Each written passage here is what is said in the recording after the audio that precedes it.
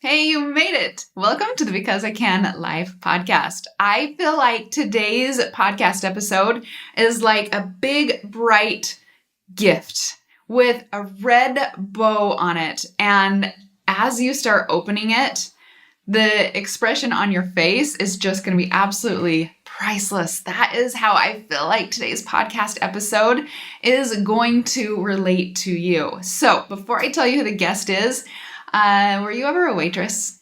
Or were you ever a bagger at a grocery store? Well, this is where this gal started. And she went on to sell her business for over $1 billion. Yes, I said billion dollars, not million, billion. And she's coming on and she's answering some questions and telling her story. In fact, I was able to ask her some questions that she's never been asked before. And that was, how in the world did she first get started? Her very first product, where she was able to get it to be able to go on and grow this massive company. So one other thing that we're going to talk about is her book is coming out. It's called Believe It. Yeah, that's right. Jamie Kern Lima is here with us today. And her book, Believe It, I love the tagline on it, how to go from underestimated to unstoppable. Because when you were the bagger or the waitress, did you feel like you were underestimated? I did. I was a waitress at Olive Garden, in fact, in college. It was a good job back then. And then to go on to becoming unstoppable and how to start believing in yourself.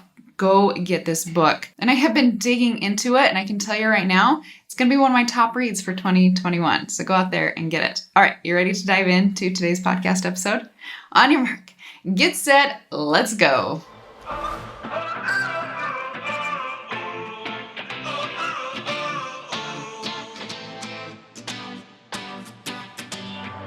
Let's just start with the goodness. Yeah. Oh, Allison, thank you.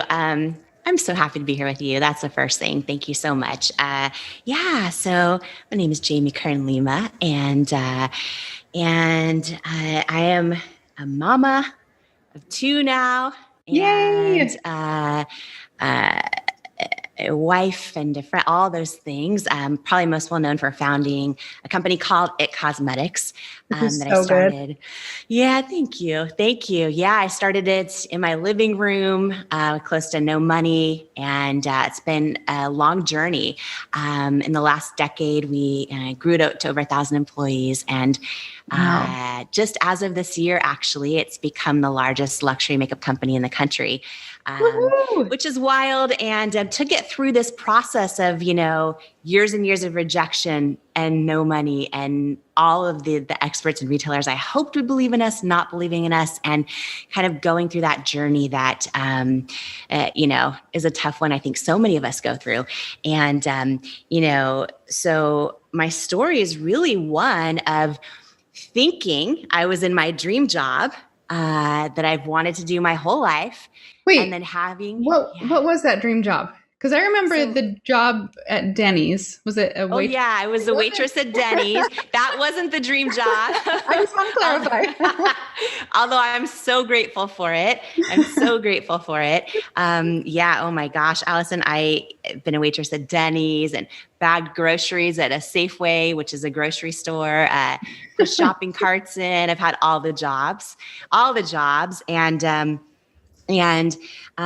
since the time I was a little girl, I would always watch Oprah, and I would just sit in my living room every single weekday and watch her. And I dreamed of telling other people's stories one day, interviewing other people. That would be the coolest thing in the world. So I knew my whole life I wanted to do that. And so I had, was working as a journalist and had started in small markets and moved my way up to a bigger market in Portland, Oregon, and was anchoring the weekend news. And I literally thought, this is what I'm going to do forever. This is my dream job.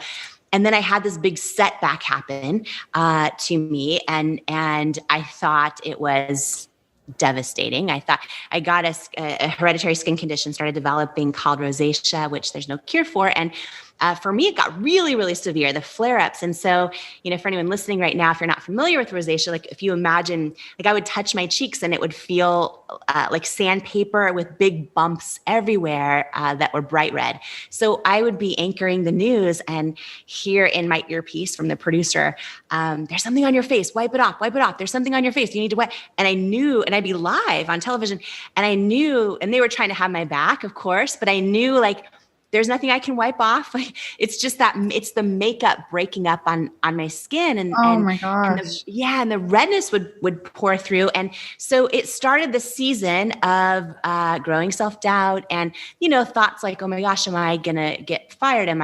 Our viewers gonna change the channel? And so I started pouring all of my money, which isn't very much when you're a TV journalist, but into trying to find makeup that would work.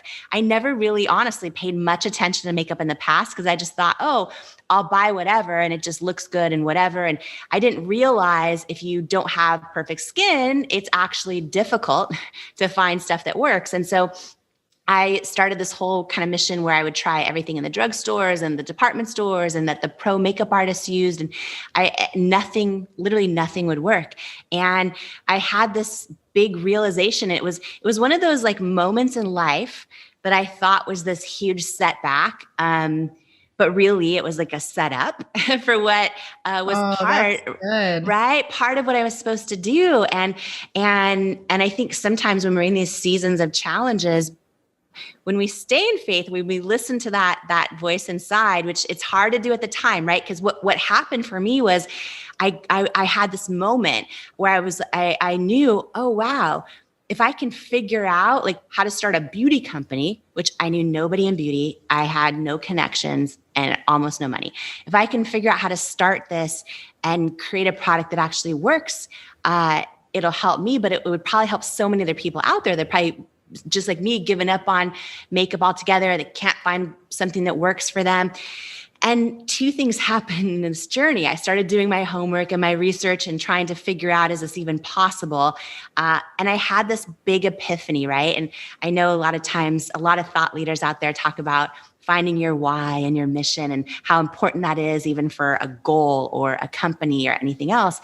And this big kind of moment happened where I realized, wait a minute, why can't I find makeup that works? And then I realized my whole life I had seen ads on television and in magazines for makeup companies, and I'd never seen a model that had skin problems with rosacea or anything else, right? Mm-hmm. And I started realizing, oh, I've actually only ever seen models with flawless skin that are probably mostly photoshopped, may not even be wearing the product that they're advertising. And my whole life as a little girl, like I always aspired, I'd see those images aspire to look that way, but they would always kind of make me feel inside like I wasn't enough. And so I had this realization through the setback of getting rosacea. Okay, if I can actually figure out how to create a product that adds value to other people's lives, I also want to create this company and do something way more ambitious than that, which is to try and shift culture in the beauty industry around inclusivity. Like if I'm going to do this, let me just freaking show my bare face and my bright red rosacea to show how the product works. And let me use real models of all ages and shapes and skin tones and sizes and skin challenges and call them beautiful and mean it. And let me try to like shift culture in the beauty industry for all the little girls out there and little human beings out there that are about to see these images and start doubting themselves, right? And for every grown woman and person who still does. And so it was two things happened probably by sheer grace is this big setback became this huge aha moment and knowing inside I need to take this risk and start this company. And then the kind of why beneath the why, because I think it's so easy to go, oh, I'm going to create this business and help so many people. And that's your why. And it's really good. But I think it's often not strong enough to keep people from quitting. Agreed. I think if you peel back those layers and go deep. And in my case, like that deep pain of growing up as a little girl and just having this bigger vision of, wow, what if I do things differently? as a beauty company kind of became that driving force. And I'm sure a lot of people, a lot of women in your community will maybe relate to this. Hopefully they don't, but if they do, they'll feel my pain right now. I thought, Allison, if I am able to pour all my money and literally all of our savings into creating a product that actually works, it's just going to sell, right? Like it's just going to sell and everything's going to be great. And that's what I thought. And I had no idea how hard it would be to be an entrepreneur. That's the first thing. And I did so many things wrong. I talk about, for the first time ever, really, I talk about all the things I did wrong in starting with literally nothing and building a $1 billion company. And then also the things that I did right. And when I look back, and it's the first time I'm ever sharing them in the book. So I'm really grateful and excited to share with everyone, because I think we're all in this together. And when we share the real story behind the story, that's when we know we're not alone. And that's when we can, through the power of connection, all kind of rise together. And but one thing I will say is, in that moment, just in case this speaks to anyone in your community right now too, is I thought that was my dream job. And I mean, yet I one of the, and a million things I did wrong, but one of the things I did right was I would get still and I would hear that inner knowing, and it kept saying, like, you're supposed to give up on this. You're supposed to start this new thing, even though it didn't make sense, right? And I think sometimes knowing when to let go of a dream is as important as knowing, when to go after a new one. But it's hard sometimes to hear our own inner gut, and then trust ourselves when it just doesn't make sense around us. But I did. We wrote the business. My husband and I wrote the business plan on our honeymoon flight to South Africa. Got back, dove all in our living room. We both quit our jobs, and I didn't know at that moment it would be 3 years before I could afford to pay myself. And I didn't know that's what I heard, 3 years. Okay, yeah. So can I ask you some questions in the very beginning? Of course, what was the very first product, and how did you know? Like, we're talking skincare, so it's not like you're going out and finding a piece of fabric. You're dealing with chemicals or all this I don't even know, like these chemical compounds putting together. Do you have background on that? Like, how did you know how to make that very first product? Yeah, no, I don't have background. And what I did is, started, of course, Google researching everything on how do makeup and skincare companies manufacture. And, the one thing we did do is all of our money, we poured it into R&D and to an advisory board in the beginning. But the big piece that came that's, I don't know, probably embarrassing, but maybe not to anyone else who's an entrepreneur out there, the stuff I didn't know, you just kind of do whatever you can to figure it out. And what I knew through research was, where you manufacture, your manufacturing facility that needs to be FDA compliant, it needs to have all the things, like where you manufacture is one of the most closely held secrets for any beauty company. And so I'm like, how do I break in? How do I figure out who to partner with? Where are the best chemists? Where are the best labs? Where am I going to have a shot at trying to create something different than everything else out there? So this is so scrappy. I don't think I've ever talked about this actually on a show, but listen, we are all in this together, right? We're all building this, like we're building our dream together. So I'll just keep it super real. I walked into Ulta, walked into Sephora, walked into department stores. I took notes of every single brand that they had for sale, and same with QVC, because I knew their regulatory compliance was so high. Made a list of every single company, figured out how to call them all. I started cold calling every single beauty company, trying to get anyone on the phone and ask them, do you know who your manufacturer is who makes your, so you can imagine how many times I got hung up on, right? I was just going to say. Hundreds. Oh yeah. Hundreds. And I got through to one company. I won't name them. Their products are in Sephora. They're a smaller company. I got through. And I now know often when we're a startup, our team is pretty small, but I got through to one person who answered the phone at one of these brands that is a great brand that sells in Sephora. And I said, "Oh, do you know who your manufacturer is? Like who you'd recommend or maybe give a referral to that does really great skincare formulation, makeup formulation?" And she told me her favorite one, who's based in New York City. Wow. And I thanked her. It was such a blessing. I'm grateful for her. Her company probably has no idea that happened, or she probably wouldn't have a job. It was probably sheer grace. And so I reached out to their manufacturer, and I knew that if they're manufacturing for this company who's selling in Sephora and QVC and all these places, that they probably are really great with FDA compliance and regulatory compliance, all the stuff that's really hard to know unless you're an expert, right? Mm-hmm. So that was my very first manufacturer meeting. And, we grew to have dozens and dozens of manufacturers all around the world. But that was how I got my first one, and how we started developing the first formulas and all the first iterations and all that. So it was literally just having no ego, being super scrappy, being willing to get hung up on a million times, and just hustling and just trying whatever I could to try and get more info on a space that I knew nothing about. And, so that was how that all happened. But honestly, Allison, it was really scrappy. Like in the beginning, I thought, like I mentioned, if we pour all of our money into the product and it actually works, like if it works for me, this is going to be huge.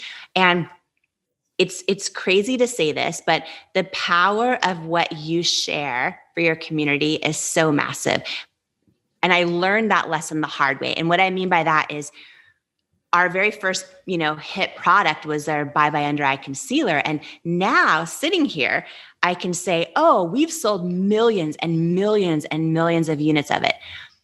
When we created it, I knew, like I had that feeling like, oh my gosh, like this is good. Like this is going to help a lot of people. I just had that feeling.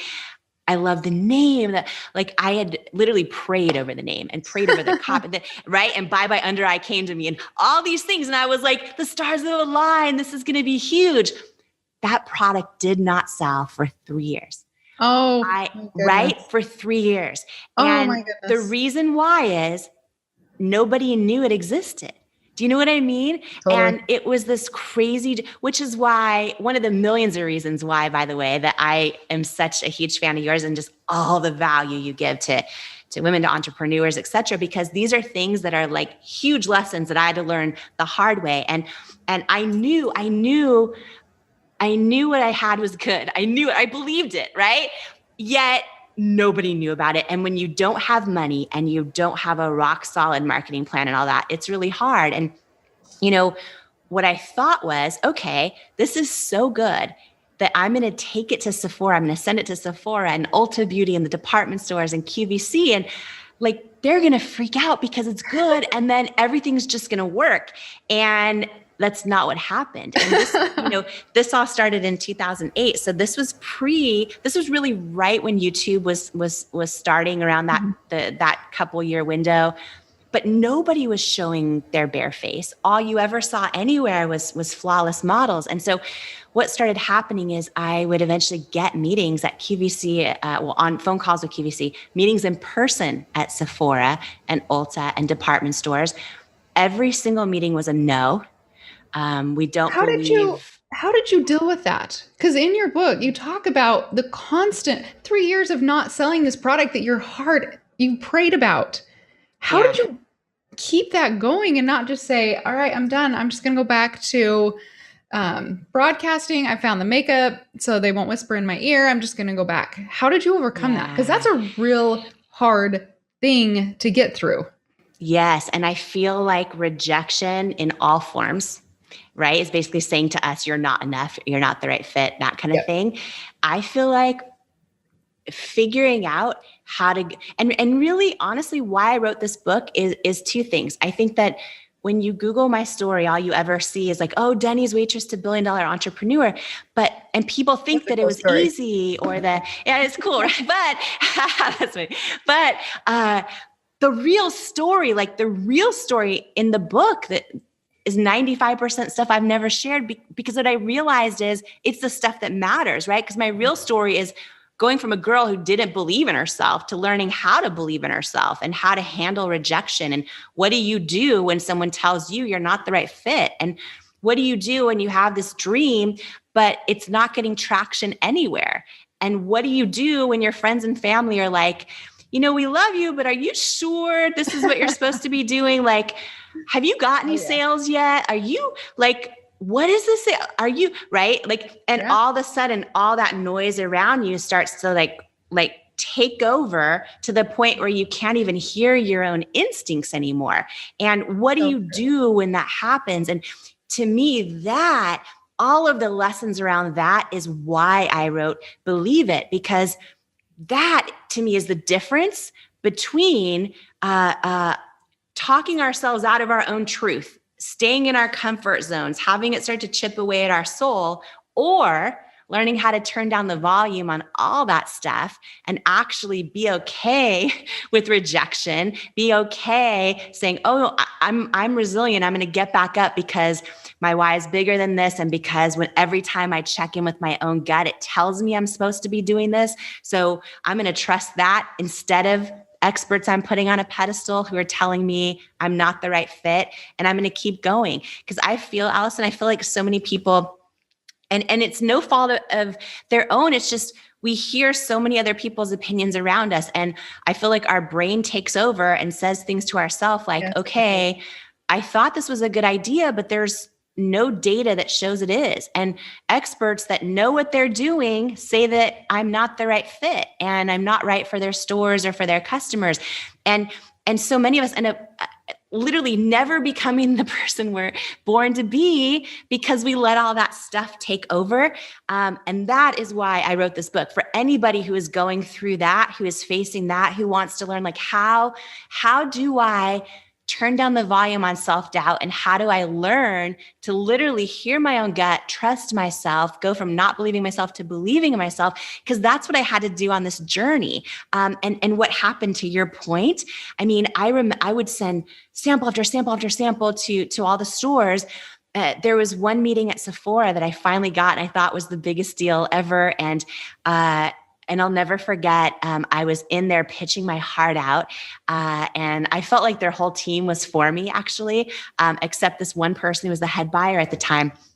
And you when you feel someone's energy, you're like, I just want them to like me. And they don't, and they don't. And you're like, oh. And so I kept pouring my heart out in this meeting, and she kept looking at what I was wearing, and I don't know why. And I was just like, okay.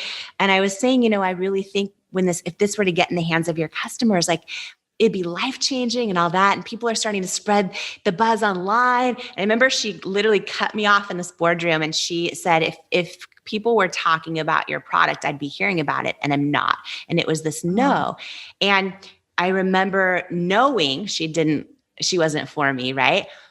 But I also remember this gut feeling of, you know what? It's going to be a yes one day. And I'm going to act like it's going to be a yes one day, and I'm not going to take it personal. And I'm going to keep sending them stuff every time we get a press mention or a new product launch, as if we're going to be partners one day.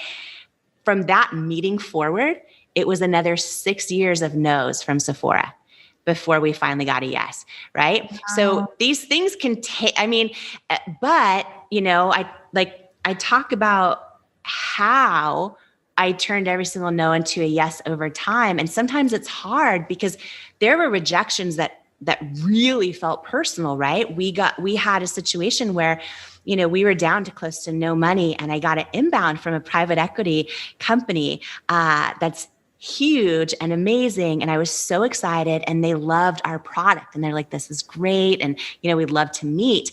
And I thought this was going to be like my saving grace, because they'd invested in a ton of consumer product companies that we all shop at grocery stores, and kind of a lot of them were super small when they invested, and they made them into household names. So I thought like, oh, if they invest in IT Cosmetics, A, I'm not going to go bankrupt, and B, what if they use their leverage to help get us into all these stores telling me no? And so we went through round after round of meetings and started the diligence process and showed product pipeline and budgets, everything. And we got to the final meeting, and the head guy was standing about 3 feet from me, and he was super kind and said, we love your product, we believe in it, we want to congratulate you on what you're building, but we're going to pass. It's a no. We're going to pass on investing in IT Cosmetics. And at this point, I'd heard no like a million times, right? So I was used to it, but I didn't know what we were going to do. And so I said to him, okay, can you tell me why? Like, can you share any feedback? Because, feedback is a gift, usually. And usually. And I remember he stared at me. He was about 3 feet away. And he hesitated for a minute, and he says, do you want me to be really honest with you? And I said, yes, please. And he said, I just don't think women will buy makeup from someone who looks like you, with your body and your weight.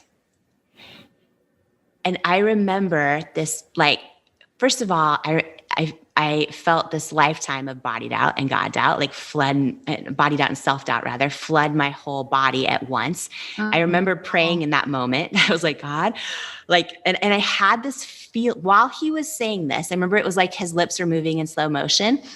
I felt like I was staring my own fear straight in the eye. That's the first thing. I also felt, it was like I felt God like literally tell me he's wrong. Like I had that feeling, right? But I also knew, and here's the thing, and I know this is hard because when you hear something like, and by the way, I went out into my car and cried my eyes out, right? Like, yeah, it wasn't, I want to cry for you. It wasn't that it didn't hurt or anything else, but just to share on the topic of the why beneath the why, because I had done that work, I also knew, oh, wow, he is just as much impacted and a byproduct of the same images of beauty I've seen my whole life. And he's now passing on investing in my company because it's so deeply ingrained in him that he thinks in order to make money, you have to look a certain way. I was like, this is fuel that I need to not give up, work even harder to change this, because it doesn't just affect people that buy beauty products. It affects everyone, everywhere, about everything. And by the way, I love full circle moments. God is so good. Oh my gosh. Yes, he is. Not to get way ahead of myself, but so the day, fast forward 7 years later, the day we sold to L'Oreal, which was such a beautiful partnership on so many levels. But because they're a public company, they had to announce in the press the purchase price. Everything was made public the day of the announcement. So all of a sudden, when the day our partnership happened, it was like the Wall Street Journal homepage. Everywhere was like, IT Cosmetics, L'Oreal buys in for $1.2 billion cash, this whole thing.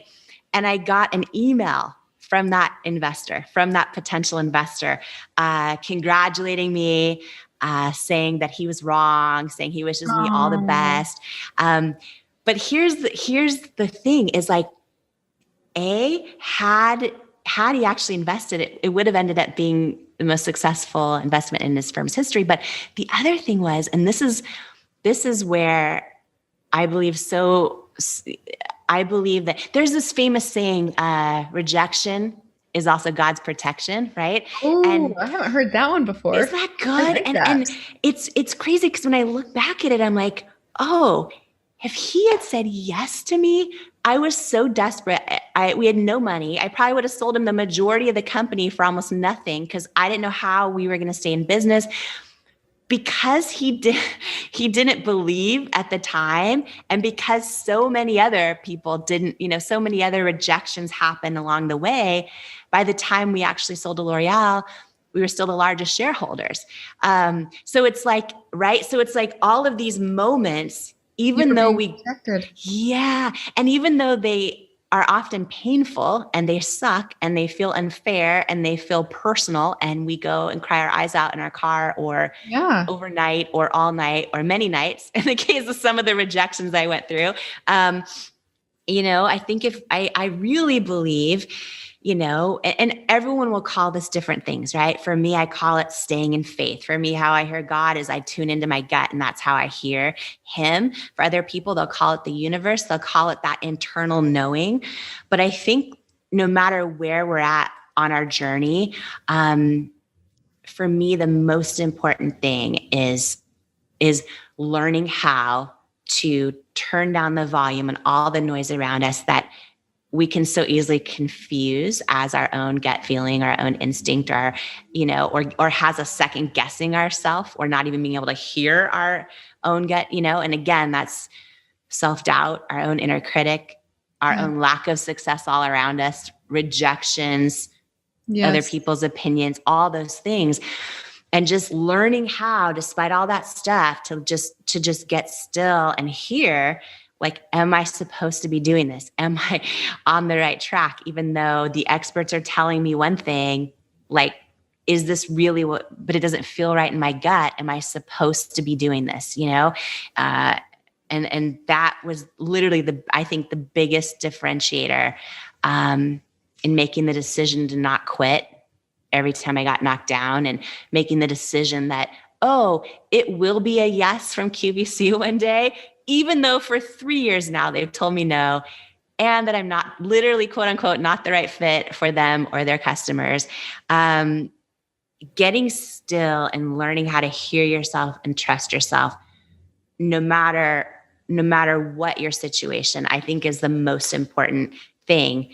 Far more important even than hard work or not quitting or getting back up, or resilience, or who or how much money you have, or where you went to school. I think none of that can compete with our ability to really hear ourselves, trust ourselves, and know that we're on the right path of what we're called to do. Okay. This is so good. And I could listen to you all day. I need to hear the contrast. So you got told no for years. Sephora, that's where I found you. The first place was in Sephora. That's so funny. Victory. Your products. It happened. Because I'm not on QVC, but I walk into Sephora and they're like, you need this product. And I was like, so much. But tell me about the first yes you got, the first breakthrough yes that you're like, we're doing it. We're doing it. Yes. Okay. So the biggest and most momentous and most impactful yes was from QVC. And it was a moment where everything was on the line and I had to make this decision. Do I trust like that integrity of why I started this company? Or do I trust what all these outside experts who are amazing at what they do are telling me to do? And what I mean by that is, so we had heard no so many times. And I was at a big beauty expo. There was 6,000 women there, and it's in New York City once a year. And all the big beauty companies go there and demonstrate the products they've launched that year. Everyone votes. And the goal is you try to win an award, or, retailers see you that maybe don't know about your brand and carry you. But it's all the top brands, right? Like all of them, from L'Oreal, Lancome, Dior, MAC, Bobbi Brown, all the most beautiful, awesome brands. And then I was there with IT Cosmetics at this 3-foot table that no one had heard of, demonstrating our Bye Bye Under Eye Concealer. And I noticed in the back, and you're not supposed to leave your booth. You're supposed to stay in this 3-foot table, demonstrating to every person who walks by. And I saw that, QVC had a huge booth in the background there.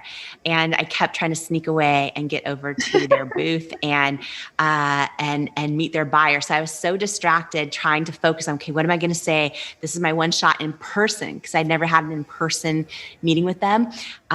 I was barely paying attention to the people walking by, but I was pouring everything I had into them, but I wasn't present, right? I didn't even realize a QVC show host was one of the 6,000 women that had walked by my booth, and I was talking to her about the concealer and all that.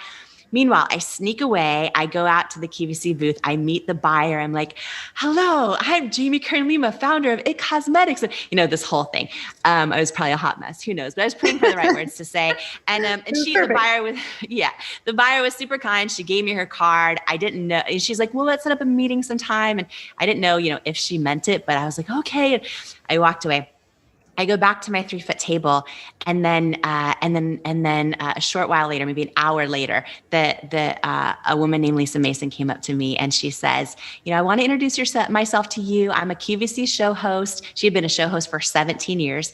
Wow. I was mortified that I didn't even recognize her earlier because I wasn't present.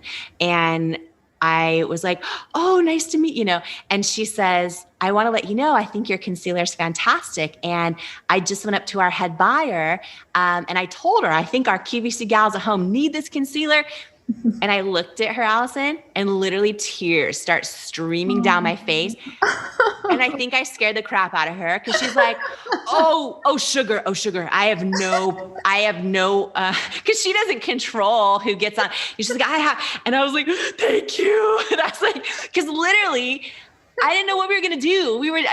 And so long story short, we flew out, got a meeting, had the meeting with the buyer. We got a yes. But what that yes meant was that we got one shot in this 10-minute window to sell our product on QVC, our Bye Bye Under Eye Concealer. And also it was a consignment deal, right? So in our case, and so what we learned, so stressful because, you should never take a purchase order. You can't afford to lose, right? And we were only selling 2 to 3 orders a day on our website. I've never used my hands this much. I don't know why I'm so hyper talking to you. Well, maybe it's because you're amazing. Okay. I'm always using my hands. So you're in good company. Why? I'm like, my hands are flying everywhere. I'm like reliving this right now, but we were only selling 2 to 3 orders a day on our website. Like we were barely staying alive. And their purchase order was for over 6,000 units that we had to sell in the 10-minute window to hit their sales goal or not come back. But because it was on consignment, what it meant was, right, that we had to figure out how to pay for it, manufacture it, pass all the regulatory compliance, clinical testing, legal stuff, get it to their warehouse. And then once I had this 10-minute window, if it didn't sell, whatever didn't sell was all shipped back to us and we would never be paid for it. So normally this is too risky. I would never advise someone to do this, except in our case, it was like, you know what? For 3 years, we were down. We got down to under $1,000, right? In our personal and company bank account. It was like I was getting the ATM. I would get $20 at the ATM and I would hit no receipt because I couldn't even handle seeing it. And we prayed about it and we're like, okay, let's do this. But we had to get an SBA loan, which the first 22 banks had known. We finally got an SBA loan from the 23rd bank just to cover the inventory, the amount of money, for the inventory, just for that airing. So everything was on the line, right? And I share that because what happened was I flew out to QVC. They're in Pennsylvania. I flew out there a week before our one shot, our 10-minute window. And I sat in this rental car in the parking lot alone, watching the front door of QVC every single day, trying to process how heavy this was, literally praying, like asking God to take it from me because I would just sit there and cry because I felt like literally everything was on the line. And we'd hired third-party consultants that are amazing. They help so many people sell on television and in stores and in beauty and all that. And they told me, their recipe for what I needed to do to have a chance at succeeding, which was to have models that looked like the ones in the magazines that, what had always been done. And I would say to them, okay, but this doesn't make sense to me, right? Like if I'm sitting at home watching and someone's telling me their product's good, but I don't see it being used on someone who looks like me, how do I know it's going to work for me? Or if I'm at home watching, because QVC is a live television show that broadcasts to 100 million homes. There's no script, no teleprompter, nothing. It's live. And I'm thinking, if I'm 70 years old watching, how do I know it's going to work for me if nobody modeling is, out of their 20s? And and I was like, what if, and I'd say to them, what if I go on air and I show my bare face and I prove it live how the product works and, cast models of it every age and shape and size and skin tone and skin challenge. And they literally were mortified. Like they thought, that this was crazy. And this is the thing. they wanted the best for me. They had the best intentions. Like they wanted me to win. But so many times, even visionaries, even amazing, incredible experts, so many times it's still hard even for them to believe something will work if subconsciously they don't have proof that it already has worked. Do you know what I mean? And so, anytime we want to do something differently or authentically the way we would do it, by definition, any person in your community doing anything authentically, it's never been done before. Do you know what I mean? I don't care if someone's done your idea or your product a million times, like no one can do it the way you're going to do it. I entered the beauty industry with 50,000 beauty companies existing that were huge and dominating the department store floors. But when you show up authentically, right? By definition, you're doing something that's never been done before, right? And so I just think there's so many times where I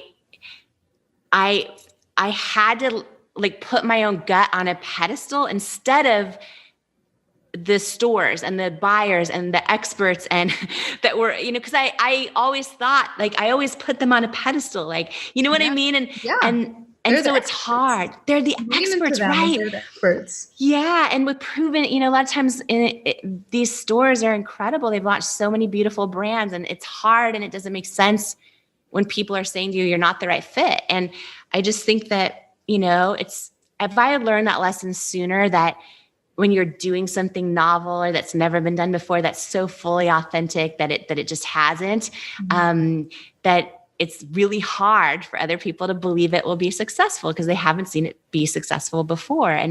But anyhow, being in that situation and coming down to that moment of knowing, okay, my gut's telling me one thing, and this is why I created this company, but everyone else is saying to do something else. And I only had one shot and 10 minutes. So I couldn't try it both ways. And I sat there in that rental car for a week, every single day, all day. And I had thoughts like, okay, well, maybe if I do it their way and start getting traction, I can then try it my way. I had all these thoughts, right? And it came down to the point of how inauthentic that would be and I've learned from seeing thousands of brands succeed and fail over the years now that like you can't fake authenticity and no one can connect with you, even customers, if you're not showing up authentically. And so I knew what I had to do, but it also wasn't easy, because we get tempted sometimes to second guess our gut or to even always second guess our values when everything's on the line, right? And so I walked into that QVC studio and I remember there's this giant clock on the floor. So you go in and there's these cameras everywhere, and I knew the second the on-air light flashed up, okay, we're live to 100 million homes. And what I learned, Allison, shortly before, I wasn't guaranteed 10 minutes. What I learned was, if you're a minute or two into your presentation and you're not hitting sales goals, boom, your minutes get cut.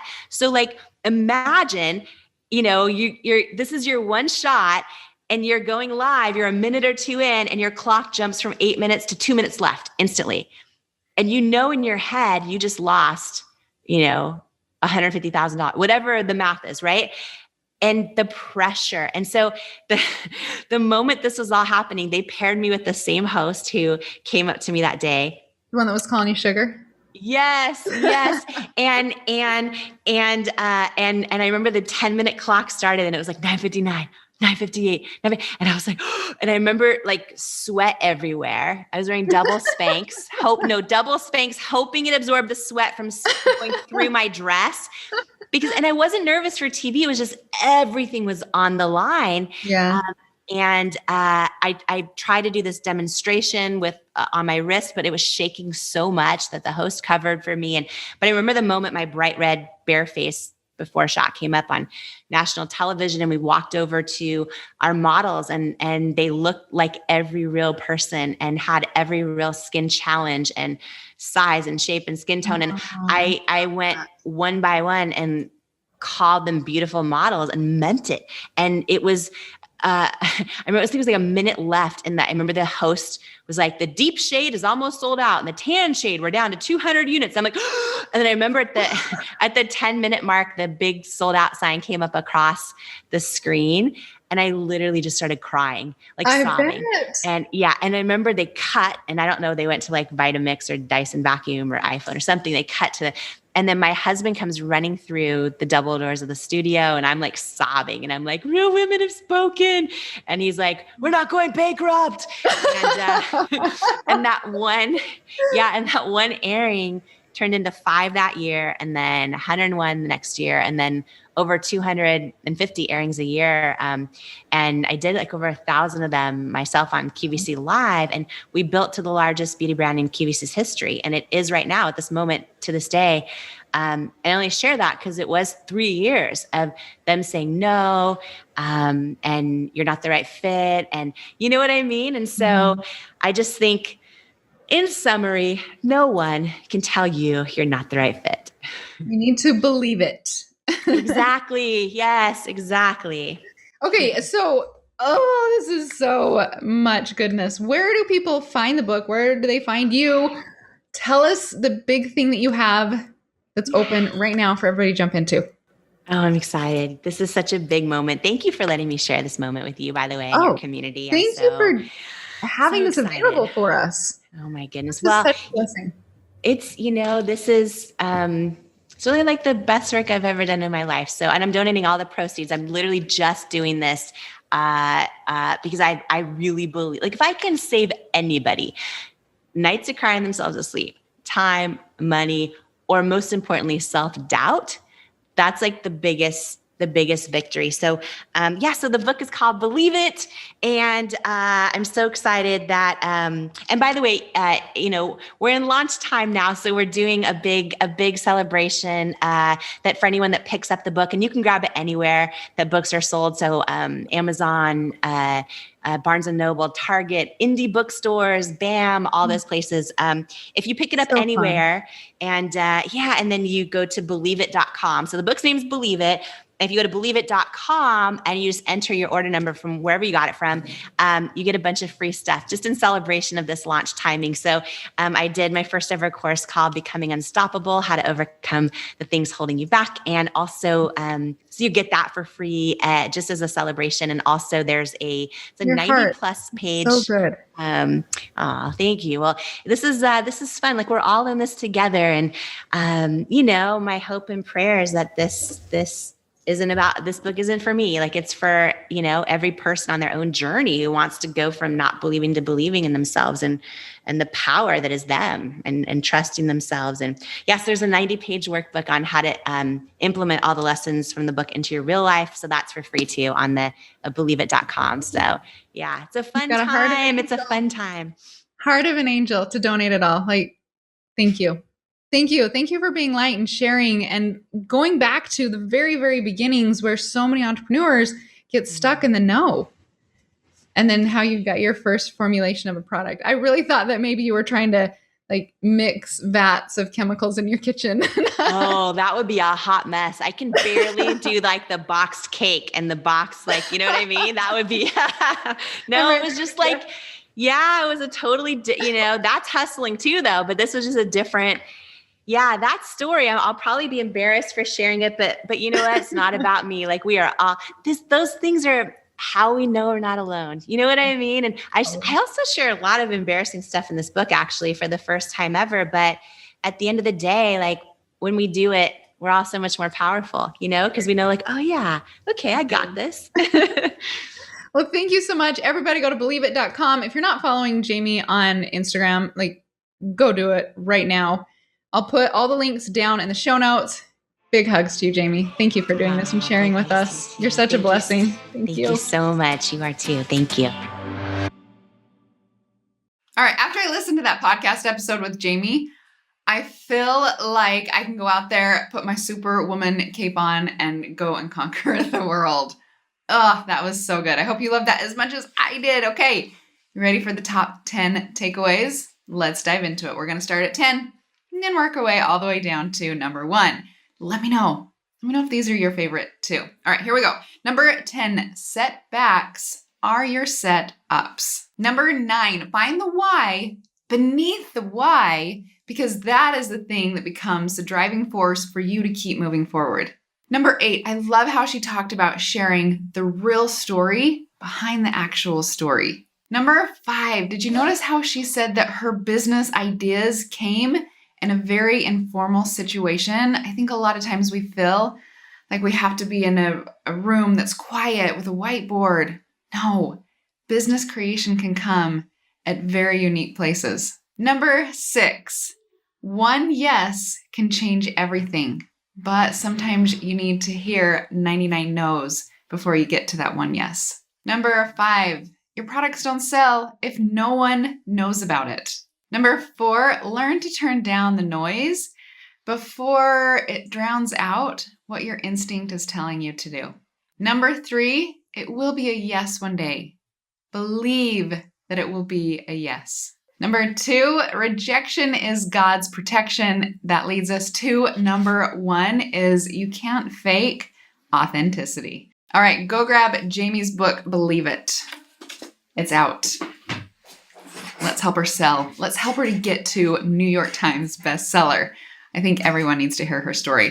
All right, have a great, beautiful, wonderful Because I Can life day. Go out there, move forward, live your dreams, and don't forget that there's a yes out there just waiting for you. All right, I'll talk to you next time. Bye.